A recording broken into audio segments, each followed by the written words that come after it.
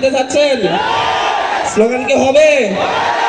Slogan হবে লিল্লাহি তাকবীর, আল্লাহু আকবার, লিল্লাহি তাকবীর। আবু সাঈদ মুক্ত, আবু সাঈদ মুক্ত। সবচাইতে বড় বিষয়, আমাদের এই মাদ্রাসা শিক্ষাকে ধ্বংস করার জন্য, আমাদের নৈতিক শিক্ষাকে ধ্বংস করার জন্য, বাংলাদেশকে পরাধীন করে রাখার জন্য, স্বাধীনতা সার্বভৌমত্বের সবচাইতে বড় প্রতীক এই দেশের মাদ্রাসা শিক্ষার্থীদেরকে তাদের পড়াশোনা থেকে দূরে রাখার জন্য দিল্লি থেকে সবচাইতে বড় ষড়যন্ত্র হয়েছে। দিল্লি থেকে চেষ্টা করা হয়েছে যদি মাদ্রাসা শিক্ষাকে ধ্বংস করে দেওয়া যায় তাহলে এই দেশে ফ্যাসিস্ট হাসিনার মতো দিল্লির গোলামদেরকে বসিয়ে রাখা যাবে। এখান থেকে আমাদের আজকে মাদ্রাসা কামিলুল মিল্লাতের প্রাঙ্গণ থেকে মাদ্রাসা শিক্ষার্থীরা আজকে এখানে স্লোগান দিবে দিল্লি না ঢাকা, দিল্লি না ঢাকা, দিল্লি না ঢাকা, দিল্লি না ঢাকা। বাংলাদেশের সকল সিদ্ধান্ত ঢাকা থেকে হবে, কোন সিদ্ধান্ত দিল্লি থেকে নয়। আসসালামু আলাইকুম ওয়া রাহমাতুল্লাহ। আপনারা সবাই ভালো আছেন? মিল্লাতের এই মাঠে অনেক হাঁটাচলা করেছি কিন্তু কখনো এখানে মঞ্চে উঠবো সেই আশা করি নাই। আল্লাহ সৌভাগ্য দান করেছেন ওস্তাদদের সামনে, আমার সহপাঠীদের সামনে এবং হচ্ছে ছোট ভাইদের সামনে, সিনিয়রদের সামনে এখানে উঠে কথা বলছি। সবাই ক্ষমা সুন্দর দৃষ্টিতে দেখবেন। ধন্যবাদ জানাচ্ছি মিল্লাতের আলমনাইদেরকে এত সুন্দর একটি আয়োজনের জন্য। এখানে আমাদের দেশের গর্ব, আমাদের 24-এর বিপ্লবে যারা যে সকল পরিবারের সবচেয়ে বড় অবদান, শহীদ পরিবারের কয়েকজন আছেন, তাদের সামনে আমাকে মঞ্চে উঠে কথা বলাটা বেয়াদবি হবে। আমি চাচ্ছি শহীদ পরিবারের যারা আছেন তারা অন্তত উপরে আসুন, আমরা একটু দেখা করি, কথা বলি। শহীদ পরিবারের কেউ নাই? একটু শহীদ পরিবারে যারা আছেন যদি আপনারা একটু উপরে আসতেন।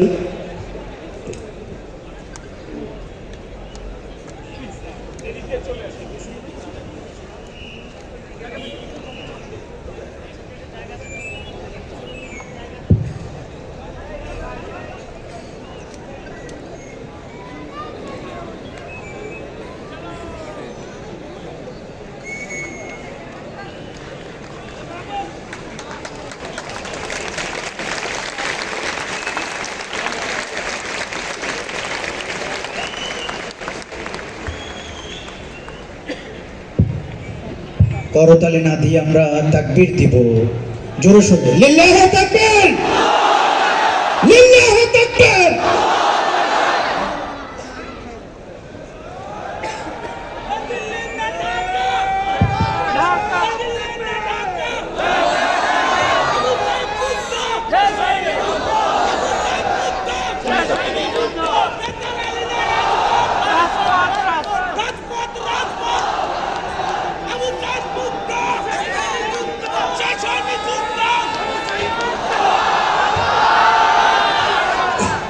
কি আপনারা কি স্লোগান দিতে চাচ্ছেন?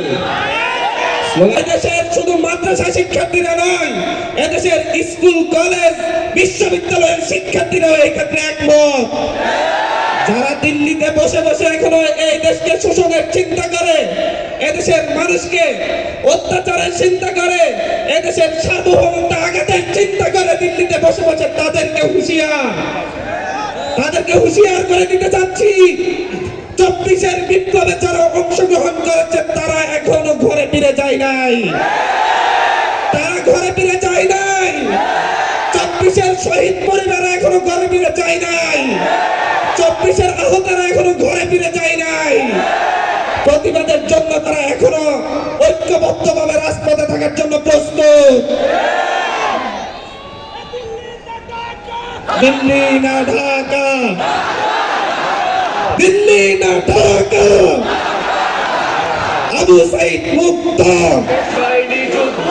আবু সাঈদ মুক্ত, আবু সাঈদ মুক্ত, সাঈদ ওয়াসিম মুক্ত। দিল্লি না ঢাকা, ঢাকা ঢাকা। জিন্দাবাদ।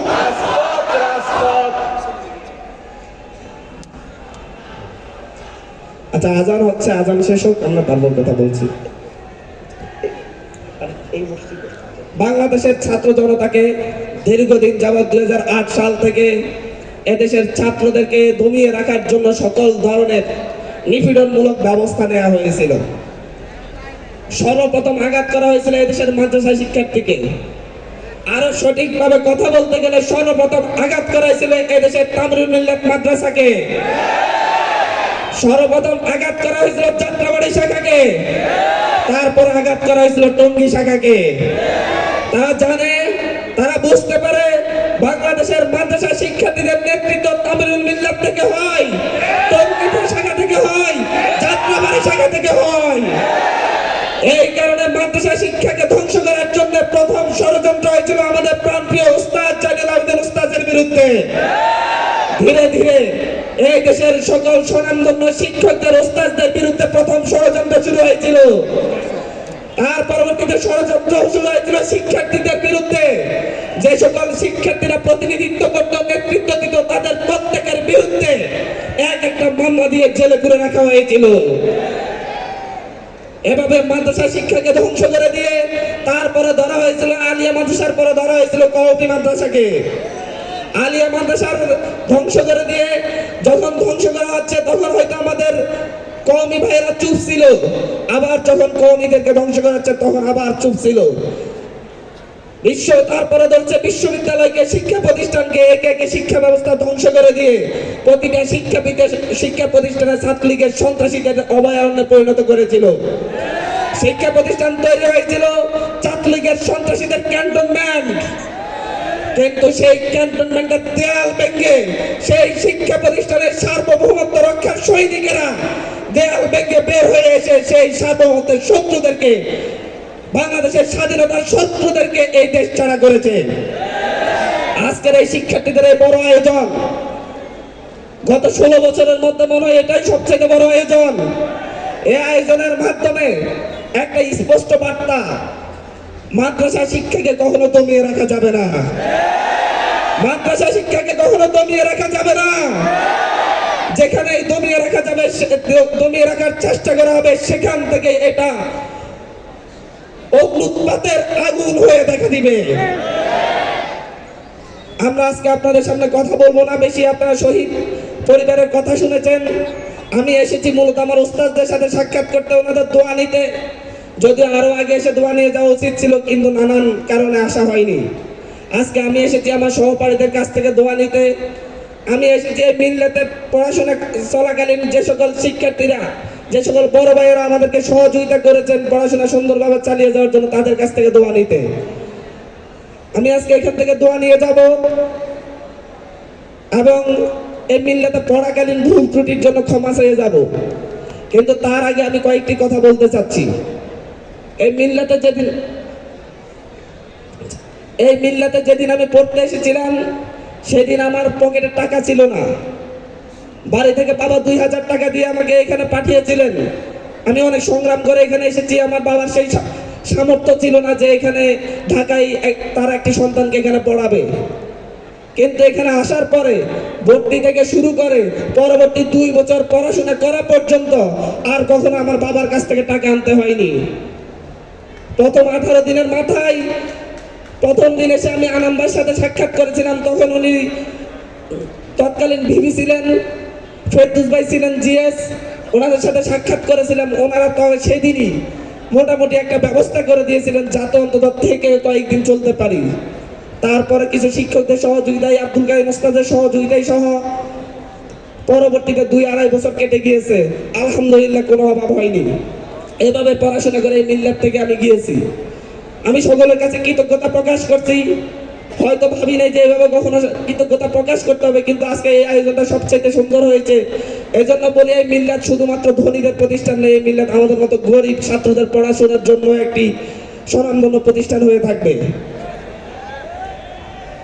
এই বাংলাদেশের নতুন বাংলাদেশ বিনির্মাণের অভ্যুত্থানের ক্ষেত্রে সামনের সারি থেকে নেতৃত্ব দেয় কয়েকজনই আছে আমাদের এই তামিলুল মিল্লাত মাদ্রাসা।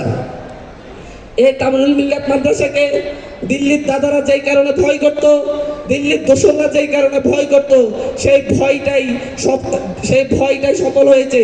সেই মিল্লাতের শিক্ষার্থীরা নেতৃত্ব দিয়ে সেই দিল্লির দালালদেরকে বাংলাদেশ থেকে তাড়া করেছে, বাংলাদেশ ছাড়া করেছে। তবে একটা কথা বলি, আমাদের যে লড়াই, সেই লড়াই এখনো শেষ হয়নি।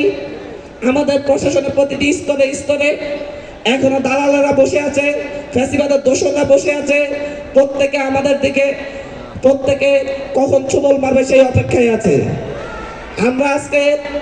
আমি এখানে বৈষম্য বিরোধী ছাত্র আন্দোলনের একজন প্রতিনিধি হিসেবে আপনাদের কাছে বলতে চাচ্ছি, বৈষম্য বিরোধী ছাত্র আন্দোলন যখন এই দেশের মানুষকে স্বপ্ন দেখিয়েছে আগামীর বাংলাদেশ হবে দুঃখ দুর্দশামুক্ত বাংলাদেশ, সাম্য মানবিক মর্যাদার বাংলাদেশ, আগামী বাংলাদেশে কোন রাজনৈতিক দল ক্ষমতায় এসে ফ্যাসিবাদী হয়ে উঠতে পারবে না। আগামীর বাংলাদেশে বর্তমানে যে গতানুগতিক রাজনৈতিক ব্যবস্থা চলছে, এই ব্যবস্থা থাকবে না। আমাদের এই প্রতিশ্রুতিতে দেশের মানুষ বিশ্বাস করে, আমার এই শহীদের বাবারা বিশ্বাস করে তাদের সন্তানদেরকে রাস্তায় পাঠিয়েছেন। ওনাদের সন্তানরা আমাদের প্রতিশ্রুতিতে বিশ্বাস রেখে রাস্তায় নেমেছেন। সেই প্রতিশ্রুতি বাস্তবায়নে বৈষম্যবিরোধী ছাত্র আন্দোলন এখনো অঙ্গীকারাবদ্ধ।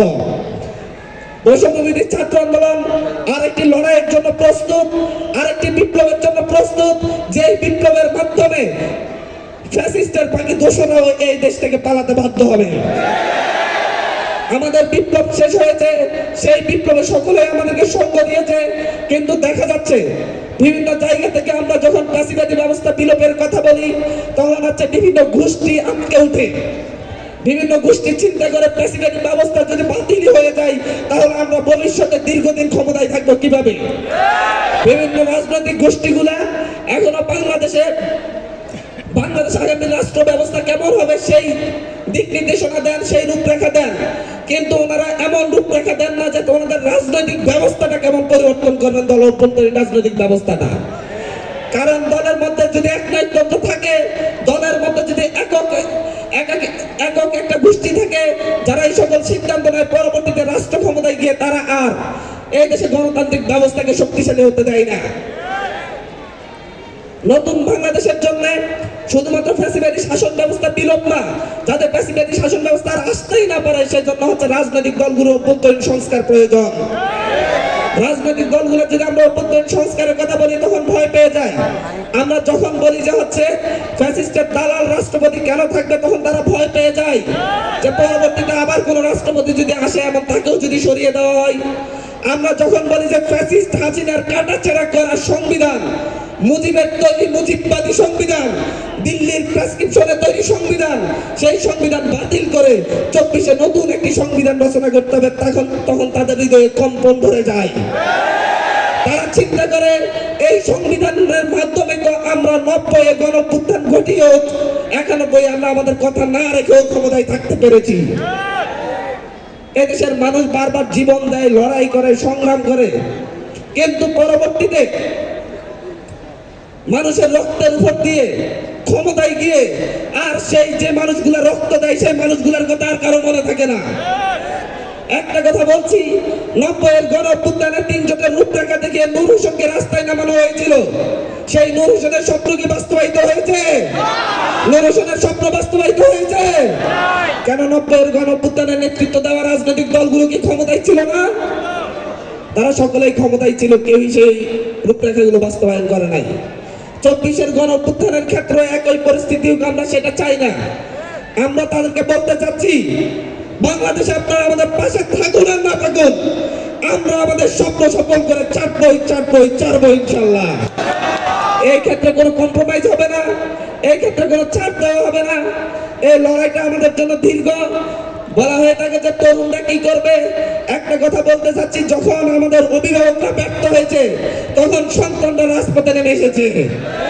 অভিভাবকরা যদি 2014-তে ব্যর্থ না হতো, 2018-তে ব্যর্থ না হতো, তাহলে 2024 সালে 2000 সন্তানকে জীবন দিতে হতো না।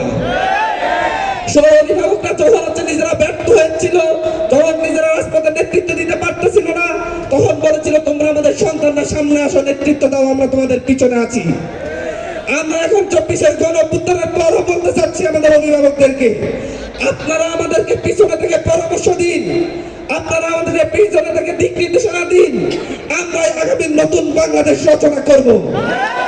আগামী নতুন বাংলাদেশ রচনা করবে এই দেশের তরুণরা।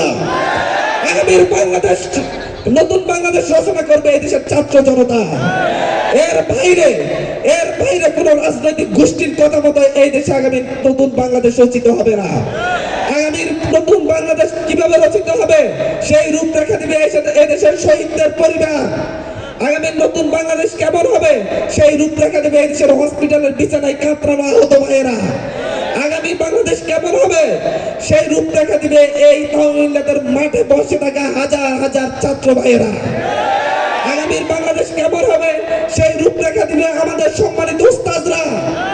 এভাবেই নতুন একটি বাংলাদেশ রচিত হবে। আমরা সঙ্গ চাচ্ছি আপনাদের, আমরা আপনাদের সহযোগিতা চাচ্ছি এবং সাথে দোয়া চাচ্ছি। ধন্যবাদ সকলকে। আসসালামু আলাইকুম। ধন্যবাদ আব্দুল হান্নান মাসুদকে, অনেক ধন্যবাদ আমাদের আজকের এই অনুষ্ঠানে অংশগ্রহণ করবার জন্য। রাজপথের এই অগ্রণী সেনানীকে আমরা অ্যালামনাইয়ের পক্ষ থেকে একটি সংবর্ধনা দিতে চাই। আমি অ্যালামনাইয়ের সম্মানিত সভাপতিকে অনুরোধ করছি রাজপথের 24-এর বিপ্লবের এই অগ্রসেনানীকে ক্রেস্ট দিয়ে বরণ করে নেওয়ার জন্য। ক্রেস্ট গ্রহণ করছেন জনাব আব্দুল হান্নান মাসুদ। ক্রেস্ট গ্রহণ করছেন জনাব আব্দুল হান্নান মাসুদ। লিল্লাহি তাকবীর, লিল্লাহি তাকবীর, লিল্লাহি তাকবীর। সবাইকে ধন্যবাদ। আমরা আবার আমাদের সাংস্কৃতিক পর্বে ফিরে যাচ্ছি।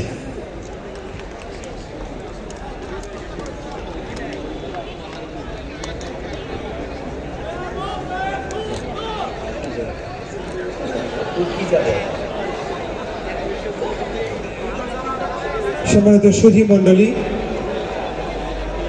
তামিল মিল্লাত টঙ্গীর আজকের এই প্রোগ্রাম এটা সাক্ষ্য দেয় যে এ দেশ থেকে স্বৈরাচার